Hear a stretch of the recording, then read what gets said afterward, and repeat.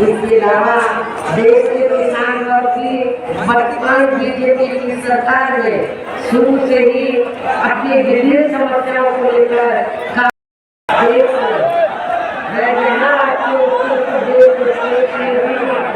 लोकसभा के लिए पूरे चुनाव में अपनी पार्टी के उम्मीदवारों के संगठन में मुझे सुनने के लिए यहाँ इकट्ठा हुए हैं और उसके लिए मैं सभी लोगों का हार्दिक दिल से आभार प्रकट करती हूँ। ये मालूम है कि हमारी पार्टी कांग्रेस बीजेपी अन्य किसी भी विरोधी पार्टी तथा गठबंधन आदि के साथ मिलकर नहीं बल्कि अकेले ही अपनी पार्टी के बदलने पर पूरी तैयारी ईमानदारी के साथ ये चुनाव लड़ रही है। इसके साथ ही हमने टिकट बंटवारे के मामले में भी सब समाज के लोगों को उचित भागीदारी दी, जिनको कामयाब बनाने के लिए अपनी पार्टी के लोग पूरे जी जान से लगे। हालांकि आज यहाँ इनकी सहयोगी पार्टियों की बन रही है, जिसके कारण पिछले कुछ वर्षों से बीजेपी व इसके सहयोगी दल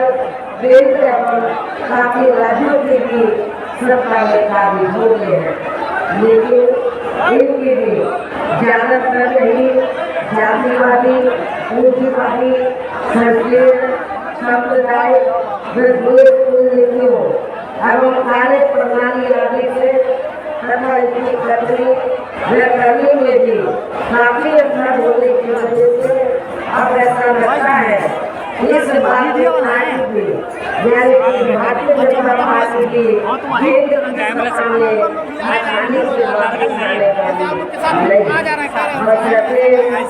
से सांसद प्रत्याशी का पूरा कार्यकर्ता अपना किया गया।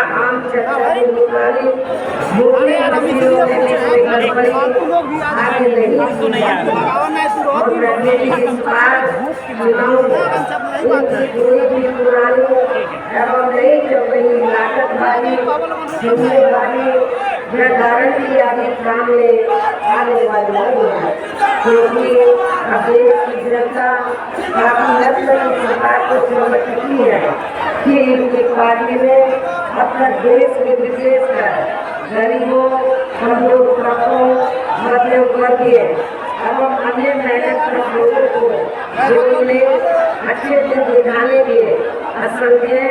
प्रलोभन भरे वायदे किए हैं तथा अन्य को हवा हवाई कार्य गारंटी आदि दी है, तो उनका जमीनी हकीकत में अभी तक इन्होंने लगभग 1/4 हिस्सा भी कार्य पूरा नहीं किया, बल्कि इसके स्थान पर इनका ज्यादातर समय ताकत भी यहाँ इनसे अपने चाहते रहे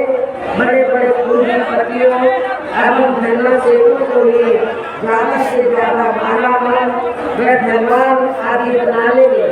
तथा उन्हें हर स्तर पर छूट देने व बचाने में ही लगी रही है, जिनके अधिकांश काफी ज्यादा दुखी व परेशान रहे हैं और अभी भी है। जबकि यूपी में 4 बार हमारी पार्टी की सरकार ने इनके हितों का भी हर स्तर पर पूरा ध्यान रखा है। आप लोगों को मालूम है कि जब भी उत्तर प्रदेश में बीएसपी के नेतृत्व में सरकार बनी है, तो हमारी पार्टी की सरकार ने अपनी हुकूमत के दौरान किसानों को खेती करने के लिए समय से सस्ते साधन उपलब्ध कराए हैं और उनकी फसल का भी इतना ही नहीं बल्कि केंद्र में कांग्रेस की सरकार की तरह ही वर्तमान भाजपा सरकार में भी एक जातिवादी हीन सांप्रदायिक एवं पूंजीवादी सोच रणनीतियों के चलते ही पूरे देश में सर्व समाज में से खासकर गरीबों, दलितों, आदिवासियों पिछड़े वर्गों, मुस्लिम एवं अन्य धार्मिक अल्पसंख्यक समाज के लोगों का भी पूर्ण रूप से विकास व्यवधान बना दिया गया है। और इतना ही नहीं, जब समाजवादी पार्टी की यूपी में सरकार थी तो समाजवादी पार्टी की सरकार ने इन वर्गों के सरकारी कर्मचारियों का पदोन्नति में आरक्षण बिल्कुल खत्म कर दिया था। ये भी आप लोगों को मालूम होना चाहिए। ऐसी स्थिति में दलितों और आदिवासियों को एक भी वोट समाजवादी पार्टी को नहीं देना। साथ ही केंद्र में राज्यों में भी विरोधी पार्टी की रही सरकारों ने इन सभी वर्गों को प्राइवेट सेक्टर में आरक्षण दिए जाने की व्यवस्था किए बिना ही इनकी सरकारों के ज्यादातर सरकारी कार्य अब प्राइवेट सेक्टर के जरिए ही इनके बड़े बड़े पूंजीपतियों व धनराशियों आदि को ही दिए जाने के कारण अब इनको पूरे देश में आरक्षण का बहुत कम ही लाभ मिल पा रहा है। इसी प्रकार इनका अन्य और मामलों में भी शोषण व उत्पीड़न आदि होना अभी तक भी बंद नहीं हुआ है। इनके साथ साथ मुस्लिम व अन्य धार्मिक अल्पसंख्यक समाज के लोगों की भी हालत हर स्तर पर यह काफी ज्यादा खराब व दयनीय बनी हुई है, जिसका काफी कुछ खुलासा सर्कल कमेटी की रिपोर्ट में भी किया गया है। इतना ही नहीं, बल्कि पिछले कुछ वर्षों से केंद्र के अधिकांश राज्यों में भी बीजेपी व आरएसएस की सरकारों के चलते हुए अब इनका विकास एवं उत्थान आदि होना भी काफी हद तक बंद हो गया है। आए दिन इन पर खासकर हिंदुत्व की आड़ में हो रही जुल्म जाति भी यह काफी ज्यादा चरम सीमा पर पहुंच चुकी है। इनके साथ साथ अपर कास्ट समाज जैसे विशेषकर गरीब लोगों की भी हालत हमें कोई खास अच्छी नजर नहीं आती है। इनकी दर कृषि उद्योग के कारण किसान वर्ग की आय दिन आंदोलन की रहता है। साथ ही इनकी तरफ आर्थिक नीतियों की वजह से देश की अर्थव्यवस्था पर भी इसका काफी बुरा प्रभाव पड़ रहा है, जिससे यहाँ विशेषकर छोटे एवं मध्यम वर्गीय व्यापारी वर्ग भी काफी ज्यादा दुखी व परेशान है। और अब केंद्र में पूर्व की सरकारों की तरह वर्तमान भाजपा सरकार में भी यहाँ पूरे देश के गरीबी, बेरोजगारी एवं महंगाई आदि भी लगातार काफी ज्यादा बढ़ रही है। देश के हर स्तर पर फैला भ्रष्टाचार भी अभी खत्म नहीं हुआ है। ऐसे में अब आप लोगों को देश में हो रहे लोकसभा चुनाव में कांग्रेस, बीजेपी की सहयोगी पार्टियों को भी केंद्र की सत्ता में आने से जरूर रोकना है, जिनकी गलत नीतियों और गलत कार्य प्रणाली आदि को आप लोग काफी आजमा सकते हैं। ऐसी स्थिति में अब ये विरोधी पार्टियां इस चुनाव में भी किस्म किस्म के साम, दाम, दंड, भेद आदि अनेकों हथकंडे इस्तेमाल करके केंद्र की सत्ता में आने की पूरी कोशिश में लगी है, जिनसे अपनी पार्टी के लोगों को हर स्तर पर काफी ज्यादा सावधान रहना है। और इस मामले में विरोधी पार्टियां अपने अपने पक्ष में हवा बनाने के लिए खासकर मीडिया, ओपिनियन पोल व सर्वे आदि का जो बड़े पैमाने पर इस्तेमाल कर रही हैं, तो उनसे भी अपनी पार्टी के लोगों को बिल्कुल भी गुमराह नहीं होना है। इसके साथ ही विरोधी पार्टियों के विभिन्न ग्रुपों में जारी किए गए इनके हवाई प्रलोभन भरे चुनावी घोषणा पत्रों अब वायदों आदि के बैठावे में भी अपनी पार्टी के लोगों को कतई नहीं आना है। ये पार्टियां चुनाव खत्म होने के बाद ज्यादातर अमल में नहीं आती हैं और अब जिन पर से देश की जनता का अधिकांश विश्वास शुरू किया है। ये खास वजह है कि हमारी पार्टी किसी भी चुनाव में अपनी पार्टी का कोई भी चुनाव जटिल समस्या हर हाथ को काम देने से केवल दूर हो सकती है, जिसकी तरफ हमारी पार्टी की बनी सरकार विशेष ध्यान देगी। साथ ही देश में पिछले काफी वर्षों से आए दिन बढ़ रही गरीबी, बेरोजगारी व महंगाई आदि से भी जनता बहुत ज्यादा दुखी व परेशान है, जिसे भी आर्थिक नीतियों में सभी जरूर दूर किया जाएगा। हिंदुत्व की आड़ में, धर्म की आड़ में भी पिछले कुछ वर्षों से खासकर मुस्लिम समाज के लोगों का द्वेष की भावना से जो इनका काफी ज्यादा शोषण जब उत्पीड़न आदि किया जा रहा है तो उसे भी जरूर रोका जाएगा। और ये सब हमने अपनी यूपी की नई सरकार ने करके दिखाया है। आप लोगों को मालूम है कि जब उत्तर प्रदेश में जब भी बीजेपी के नेतृत्व में सरकार रही है तो मेरी हुकूमत में कोई भी हिंदू मुस्लिम जनता के साथ नहीं हुआ है।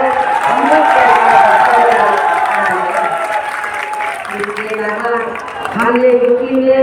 सब समाज में से गरीब और बेरोजगार लोगों को बेरोजगारी भत्ता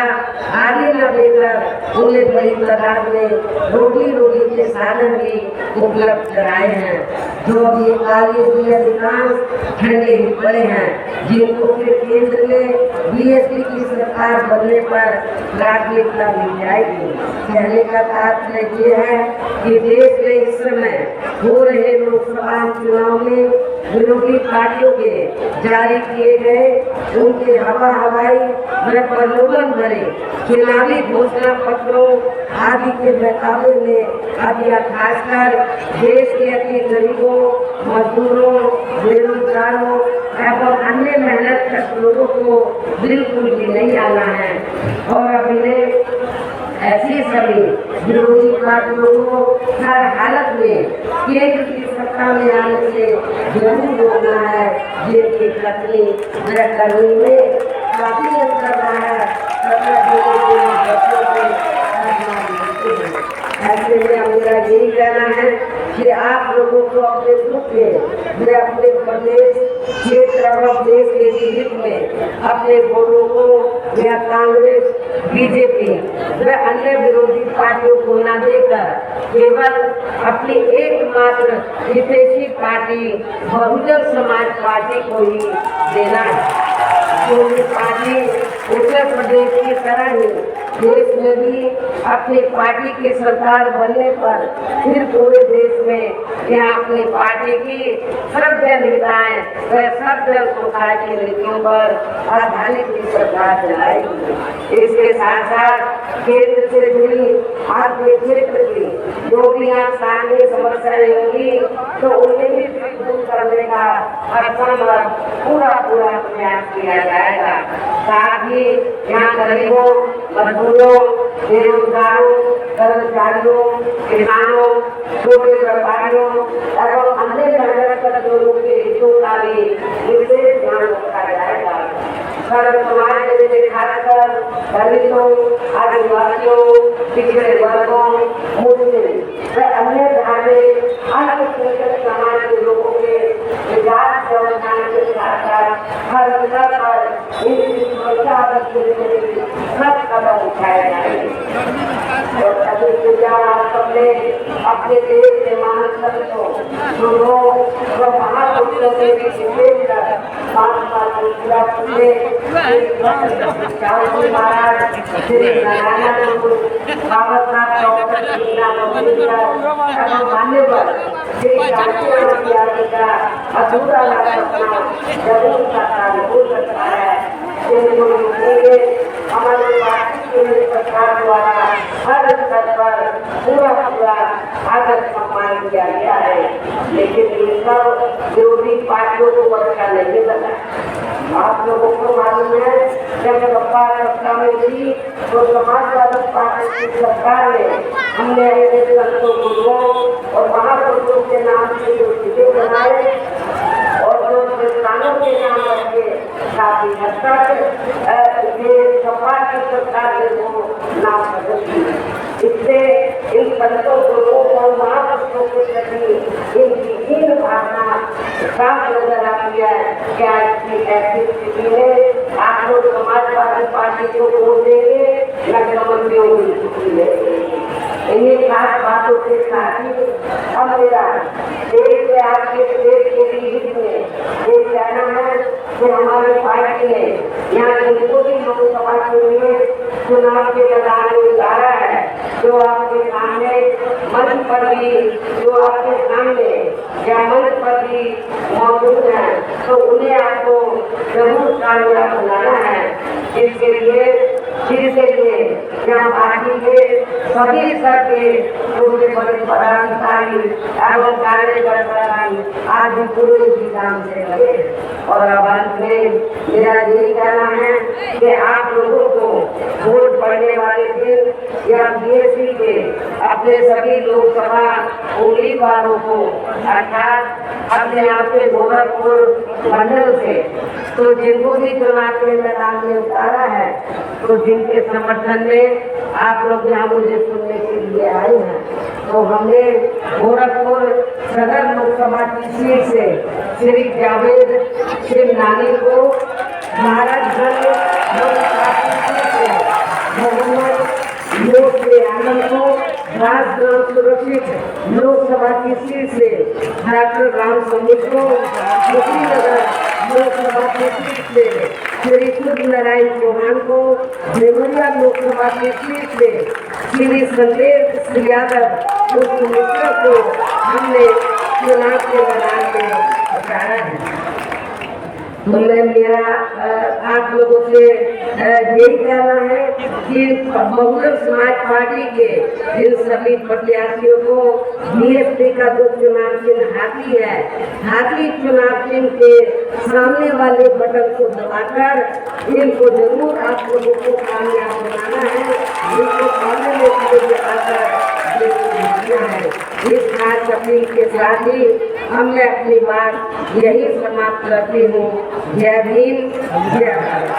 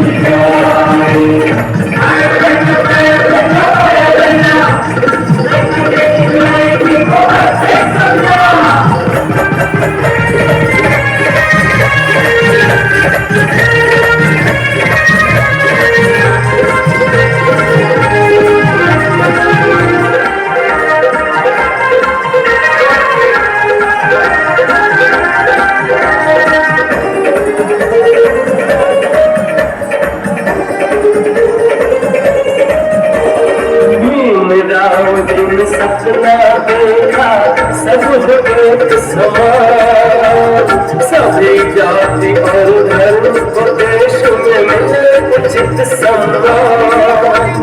भीमराव जी ने जो बिछाया माया बहन ने पीड़ा बुझाया अपना फर्ज निभाए वो लक्ष्य बढ़ती जाए अपने फर्ज निभाए वो लक्ष्य बढ़ती जाए।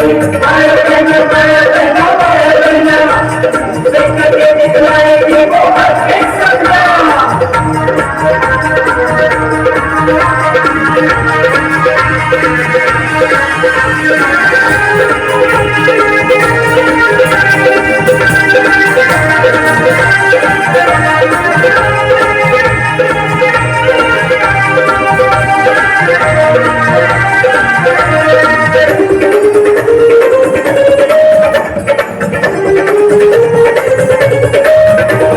काशी राम बिन बहना को कांटों पर चलना सिखाया, निर्भय होकर चली बहन कांटों में फूल खिलाया। हर मुश्किल आसान बनाई, सर्व समाज में चेतना लाई, नीला ध्वज लहराए चित बढ़ती जाए।